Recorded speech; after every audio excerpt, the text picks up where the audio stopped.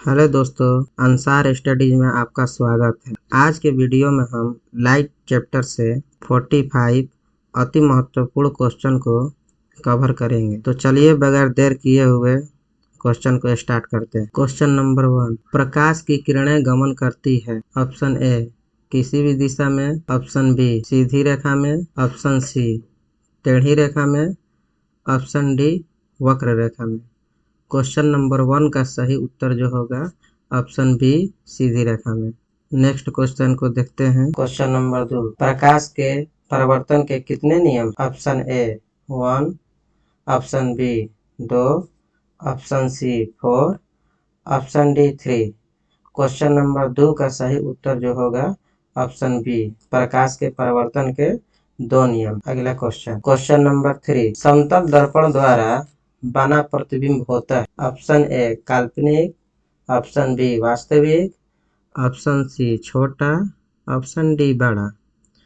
Question number 3 का सही उत्तर option A होगा, क्योंकि समतल दर्पण में हमेशा काल्पनिक प्रतिबिंब बनता है और बड़ा छोटा नहीं बनता है, बराबर बनता है। इसलिए क्वेश्चन नंबर 3 का सही उत्तर ऑप्शन ए होगा, काल्पनिक।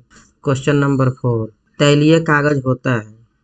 ऑप्शन ए अपारदर्शक, ऑप्शन बी पारदर्शक, ऑप्शन सी अर्धपारदर्शक, ऑप्शन डी इनमें से कोई नहीं। क्वेश्चन नंबर 4 का सही उत्तर होगा ऑप्शन सी अर्धपारदर्शक। क्वेश्चन नंबर 4 को ध्यान से देखते हैं। ऑप्शन ए अपारदर्शक। अपारदर्शक का मतलब होता है प्रकाश आर पार न कर सके। ऑप्शन बी में पारदर्शक, इसका मतलब होता है कि प्रकाश आर पार कर सके। ऑप्शन सी में अर्धपारदर्शक, प्रकाश का कुछ अंश पार करता है अर्धपारदर्शक में। तो जो क्वेश्चन नंबर 4 है तैलीय कागज, तैलीय कागज से प्रकाश का कुछ अंश ही पार करता है, इसलिए इस क्वेश्चन का सही उत्तर ऑप्शन सी होगा, अर्धपारदर्शक। क्वेश्चन नंबर 5, परावर्तन के नियम से निर्धारित होता है। ऑप्शन ए आपतन कोण बराबर परावर्तन कोण, ऑप्शन बी आपतन कोण बराबर विचलन कोण, ऑप्शन सी आपतन कोण बराबर निर्गत कोण, ऑप्शन डी इनमें से कोई नहीं। क्वेश्चन नंबर 5 का सही उत्तर जो होगा ऑप्शन ए होगा, परावर्तन के नियम से आपतन कोण बराबर परावर्तन कोण होता है। क्वेश्चन नंबर 6, किसी समतल दर्पण द्वारा आवर्धन होता है। Option A 0, option B -1, option C +1, option D इनमें से कोई नहीं। क्वेश्चन नंबर 6 का सही उत्तर होगा सी, क्योंकि आवर्धन का धनात्मक मान बताता है कि प्रतिबिंब आभासी होता है और समतल दर्पण में बना प्रतिबिंब आभासी होता है। इसलिए क्वेश्चन नंबर 6 का सही उत्तर ऑप्शन सी होगा। जब प्रकाश किरण समतल दर्पण पर लंबवत आपतित होती है तो परावर्तन कोण का मान option A 45 degree, option B 90 degree, option C 75 degree, option D 0 degree. इस क्वेश्चन का सही उत्तर जो होगा ऑप्शन डी होगा। एक अभिसारी किरण पुंज समतल दर्पण पर आपतित होती है तो परावर्तित किरण पुंज होगा। ऑप्शन ए समांतर किरण पुंज, ऑप्शन बी अपसारी किरण पुंज, ऑप्शन सी अभिसारी किरण पुंज, ऑप्शन डी इनमें से कोई नहीं। इस क्वेश्चन का सही उत्तर ऑप्शन सी होगा। क्वेश्चन नंबर 9, प्रकाश तरंग का उदाहरण है। ऑप्शन ए विद्युत चुंबकीय तरंग, ऑप्शन बी ध्वनि तरंग, ऑप्शन सी पराबैंगनी तरंग, ऑप्शन डी इनमें से कोई नहीं। क्वेश्चन नंबर 9 का सही उत्तर ऑप्शन ए होगा, विद्युत चुंबकीय तरंग। क्वेश्चन नंबर 10, निम्नलिखित में किस माध्यम में प्रकाश की चाल सबसे अधिक होती है? ऑप्शन ए पानी, ऑप्शन बी कांच, ऑप्शन सी निर्वात, option D petrol. Question number 10 का सही उत्तर जो होगा ऑप्शन सी होगा, निर्वात, क्योंकि निर्वात में प्रकाश की चाल सबसे अधिक होती है। क्वेश्चन नंबर 11, दर्पण के सामने किसी भी दूरी पर स्थित वस्तु का प्रतिबिंब सीधा प्रतीत होता है तो वह दर्पण है। ऑप्शन ए अवतल दर्पण, ऑप्शन बी उत्तल दर्पण, ऑप्शन सी समतल दर्पण, ऑप्शन डी बी और सी दोनों, यानी कि उत्तल दर्पण और समतल दर्पण दोनों।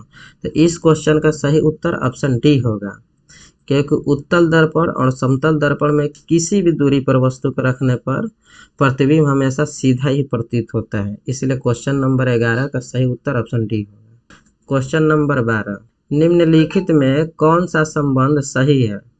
ऑप्शन ए r बराबर 2f, ऑप्शन बी r बराबर f, ऑप्शन सी r बराबर f/2, ऑप्शन डी r बराबर 3f।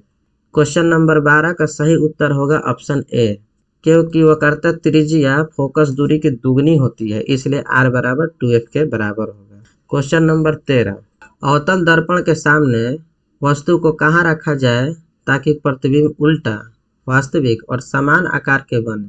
ऑप्शन ए ध्रुव पर, ऑप्शन बी अनंत पर, ऑप्शन सी वक्रता केंद्र पर, ऑप्शन डी फोकस पर। उत्तर होगा ऑप्शन सी, क्योंकि अवतल दर्पण में वक्रता केंद्र पर जब वस्तु को हम रखेंगे तो प्रतिबिंब उल्टा, वास्तविक और समान आकार का बनता है। क्वेश्चन नंबर 14, फोकस दूरी 20 cm के अवतल दर्पण की वक्रता त्रिज्या होगी।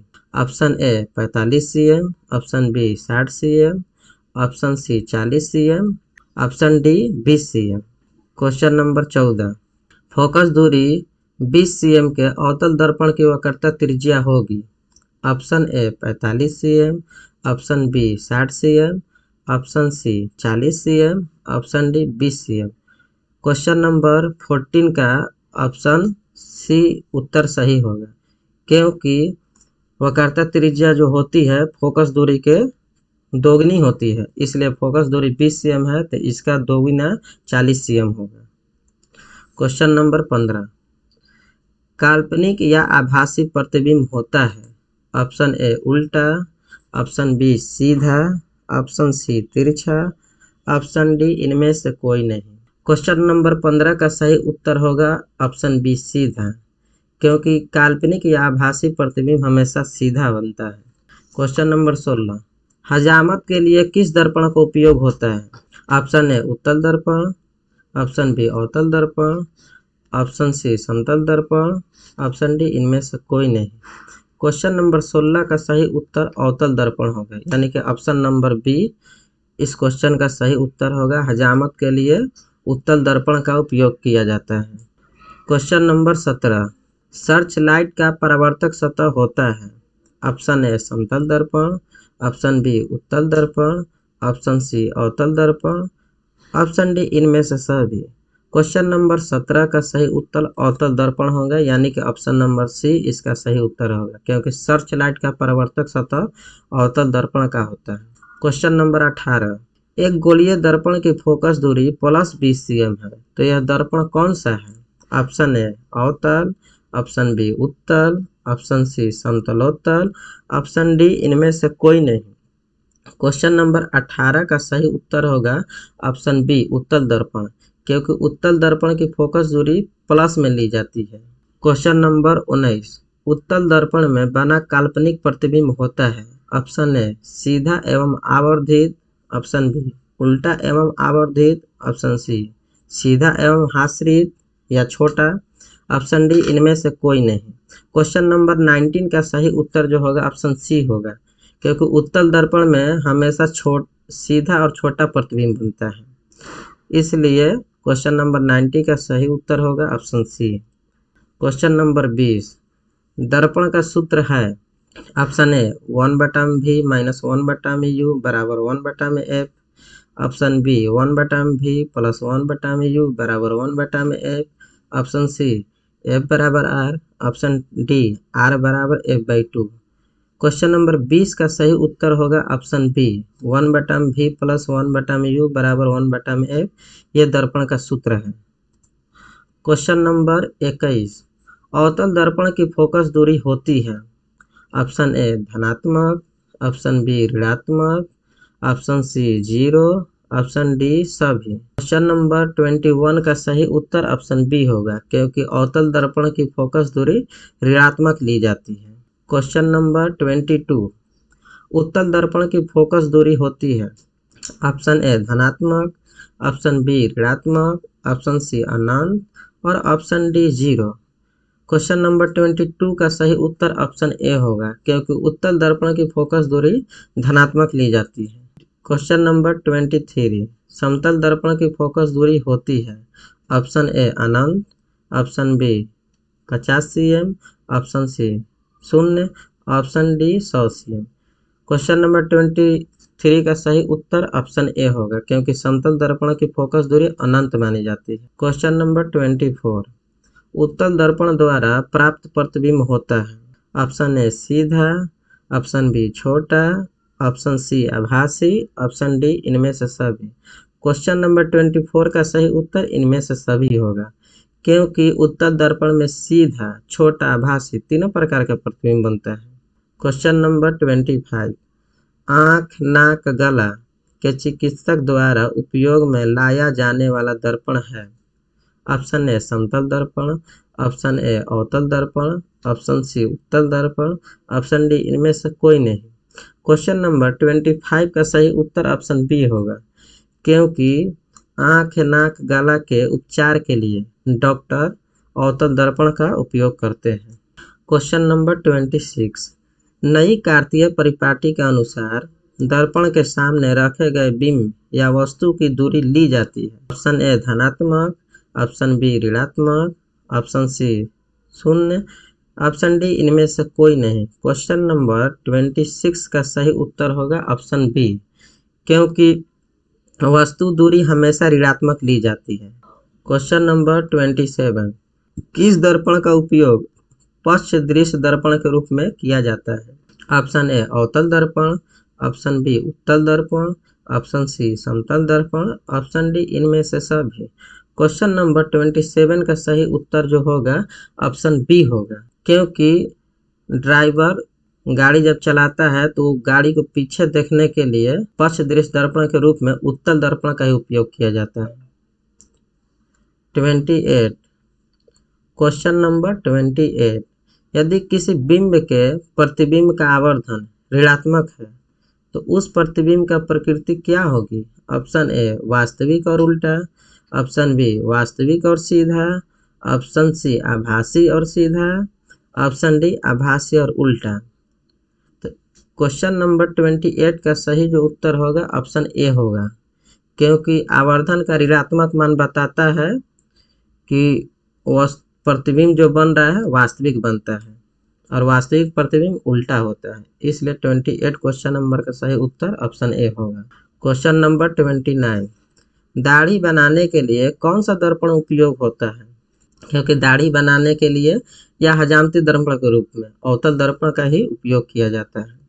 क्वेश्चन नंबर 30, कार के अग्रदीप में किस दर्पण का उपयोग होता है। ऑप्शन ए अवतल दर्पण, ऑप्शन बी समतल दर्पण, ऑप्शन सी उत्तल दर्पण, ऑप्शन डी इनमें से कोई नहीं। क्वेश्चन नंबर 30 का सही उत्तर ऑप्शन ए होगा, क्योंकि कार के अग्रदीप में अवतल दर्पण का उपयोग किया जाता है। क्वेश्चन नंबर 31, फोकस से ध्रुव। क्वेश्चन नंबर 31, फोकस से ध्रुव की ओर आने पर अवतल दर्पण में आवर्धन का मान होगा। ऑप्शन ए बढ़ता है, ऑप्शन बी घटता है, ऑप्शन सी अचर रहता है, ऑप्शन डी इनमें से कोई नहीं। क्वेश्चन नंबर 31, फोकस से ध्रुव की ओर आने पर अवतल दर्पण में आवर्धन का मान होगा। ऑप्शन ए बढ़ता है, ऑप्शन बी घटता है, ऑप्शन सी अचर रहता है, ऑप्शन डी इनमें से कोई नहीं। क्वेश्चन नंबर 31 का सही उत्तर ऑप्शन ए होगा, क्योंकि फोकस से ध्रुव की ओर आने पर अवतल दर्पण में आवर्धन का मान बढ़ता है। क्वेश्चन नंबर 32, किस दर्पण में हमेशा वस्तु से छोटा प्रतिबिंब बनता है। ऑप्शन ए अवतल दर्पण, ऑप्शन बी समतल दर्पण, ऑप्शन सी उत्तल दर्पण, ऑप्शन डी इनमें से कोई नहीं। क्वेश्चन नंबर 32 का सही उत्तर ऑप्शन सी होगा, उत्तल दर्पण, क्योंकि उत्तल दर्पण में ही हमेशा छोटा प्रतिबिंब बनता है। अगर समतल दर्पण की बात करें तो समतल दर्पण में हमेशा बराबर प्रतिबिंब बनता है, और अवतल दर्पण की बात करें तो अवतल दर्पण में प्रतिबिंब छोटा, बड़ा और बराबर बनता है। इसलिए क्वेश्चन नंबर 32 का सही जो उत्तर होगा ऑप्शन सी होगा, हमेशा छोटा प्रतिबिंब उत्तल दर्पण में ही बनता है। क्वेश्चन नंबर 33, निम्नलिखित में से किस दर्पण द्वारा किसी वस्तु का आभासी प्रतिबिंब मिल सकता है? ऑप्शन ए समतल दर्पण, ऑप्शन बी उत्तल दर्पण, ऑप्शन सी अवतल दर्पण, ऑप्शन डी इनमें से सही। तो क्वेश्चन नंबर 33 का सही उत्तर जो होगा ऑप्शन डी होगा, इनमें से सही। क्योंकि समतल दर्पण, उत्तल दर्पण और अवतल दर्पण तीनों से आभासी प्रतिबिंब मिल सकता है। क्वेश्चन नंबर 34, एक अवतल दर्पण के प्रधान अक्ष पर चलती चींटी का प्रतिबिंब सीधा है तथा बढ़ता जा रहा है। चींटी की गति की दिशा क्या है? ऑप्शन ए फोकस से वक्रता केंद्र की ओर, ऑप्शन बी फोकस से ध्रुव की ओर, ऑप्शन सी ध्रुव से फोकस की ओर, ऑप्शन डी इनमें से कोई नहीं। क्वेश्चन नंबर 34 का सही उत्तर होगा ऑप्शन बी फोकस से ध्रुव की ओर। क्वेश्चन नंबर 35, 32 cm वक्रता त्रिज्या वाले उत्तल दर्पण की फोकस दूरी क्या होगी? Option A +8 cm, option B -8 cm, option C +16 cm, option D -16 cm। Question number 35 का सही उत्तर होगा option C +16 cm। Question number 36, दंत विशेषज्ञ किस दर्पण का उपयोग मरीजों के दांतों का बड़ा प्रतिबिंब देखने के लिए करता है? ऑप्शन ए अवतल, ऑप्शन बी समतल, ऑप्शन सी उत्तल, ऑप्शन डी इनमें से सभी। क्वेश्चन नंबर 36 का सही उत्तर जो होगा ऑप्शन ए होगा। दंत विशेषज्ञ अवतल दर्पण का उपयोग मरीजों के दांतों का बड़ा प्रतिबिंब देखने के लिए करता है। क्वेश्चन नंबर 37, किसी बिंब का अवतल दर्पण द्वारा बना प्रतिबिंब आभासी, सीधा तथा बड़ा पाया गया है। वस्तु की स्थिति कहाँ होनी चाहिए? ऑप्शन ए एफ और सी के बीच, ऑप्शन बी सी पर, ऑप्शन सी पी और एफ के बीच, ऑप्शन डी सी से परे। क्वेश्चन नंबर 37 का सही उत्तर जो होगा ऑप्शन सी होगा, पी और एफ के बीच। क्योंकि जब वस्तु को पी और एफ के बीच रखेंगे तो अवतल दर्पण में आभासी, सीधा तथा बड़ा प्रतिबिंब पाया जाता है। क्वेश्चन नंबर 38, फोकस दूरी 10 cm के अवतल दर्पण द्वारा उत्पन्न आवर्धन धनात्मक होगा यदि वस्तु की दूरी मानी जाती है। ऑप्शन ए 10 cm से अधिक, ऑप्शन बी 20 cm से अधिक, ऑप्शन सी 10 cm से कम, ऑप्शन डी इनमें से कोई नहीं। क्वेश्चन नंबर 38 का सही उत्तर ऑप्शन सी होगा, 10 cm से कम। क्वेश्चन नंबर 39, किस दर्पण की फोकस दूरी चिन्हों की परिपाटी के अनुसार ऋणात्मक मानी जाती है? ऑप्शन ए समतल दर्पण, ऑप्शन बी अवतल दर्पण, ऑप्शन सी उत्तल दर्पण, ऑप्शन डी इनमें से कोई नहीं। 39 क्वेश्चन नंबर का सही उत्तर ऑप्शन बी होगा, क्योंकि अवतल दर्पण की फोकस दूरी ऋणात्मक मानी जाती है। क्वेश्चन नंबर 40, अवतल दर्पण में आवर्धित काल्पनिक प्रतिबिंब बनाने के लिए वस्तु को कहाँ रखा जाता है? ऑप्शन ए फोकस पर, ऑप्शन बी फोकस और ध्रुव के बीच, ऑप्शन सी वक्रता केंद्र पर, ऑप्शन डी वक्रता केंद्र और फोकस के बीच। क्वेश्चन नंबर 40 का सही उत्तर ऑप्शन बी होगा, फोकस और ध्रुव के बीच। अवतल दर्पण में जब वस्तु को फोकस और ध्रुव के बीच रखते हैं तो वस्तु का प्रतिबिंब जो बनता है आवर्धित और काल्पनिक बनता है। आवर्धित मतलब बड़ा होता है, बड़ा और काल्पनिक बनता है। क्वेश्चन नंबर 41, गोलीय दर्पण परावर्तक पृष्ठ की वृत्ताकार सीमा रेखा का व्यास कहलाता है। ऑप्शन ए मुख्य फोकस, ऑप्शन बी वक्रता त्रिज्या, ऑप्शन सी प्रधान अक्ष, ऑप्शन डी गोलीय दर्पण का द्वारक।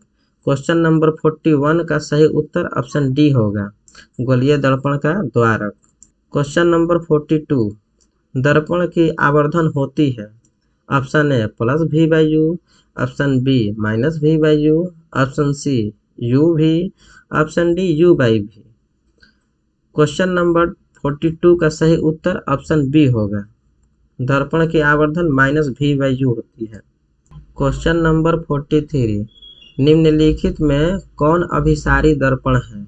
ऑप्शन ए अवतल दर्पण, ऑप्शन बी उत्तल दर्पण, ऑप्शन सी समतल दर्पण, ऑप्शन डी इनमें से कोई नहीं। क्वेश्चन नंबर 43 का सही उत्तर ऑप्शन ए होगा, क्योंकि अवतल दर्पण को अभिसारी दर्पण के नाम से भी जाना जाता है। क्वेश्चन नंबर 44, निम्नलिखित में कौन अपसारी दर्पण है? ऑप्शन ए अवतल दर्पण, ऑप्शन बी उत्तल दर्पण, ऑप्शन सी समतल दर्पण, ऑप्शन डी इनमें से कोई नहीं। क्वेश्चन नंबर 44 का सही उत्तर ऑप्शन बी होगा, क्योंकि उत्तल दर्पण को अपसारी दर्पण के नाम से भी जाना जाता है, इसलिए सही उत्तर ऑप्शन बी होगा। दोस्तों, इस वीडियो का आखिरी सवाल क्वेश्चन नंबर 45। एक अवतल दर्पण का प्रतिबिंब या फोकस होता है, और ये बहुत वेरी इंपॉर्टेंट क्वेश्चन है, इसको ध्यान से देखें। ऑप्शन ए आभासी, ऑप्शन बी वास्तविक, ऑप्शन सी ए और बी दोनों, ऑप्शन डी इनमें से कोई नहीं। क्वेश्चन नंबर 45 का सही उत्तर ऑप्शन सी होगा, क्योंकि अवतल दर्पण में आभासी और वास्तविक दोनों प्रकार के प्रतिबिंब बनते हैं, और फोकस भी प्लस और माइनस दोनों में होता है।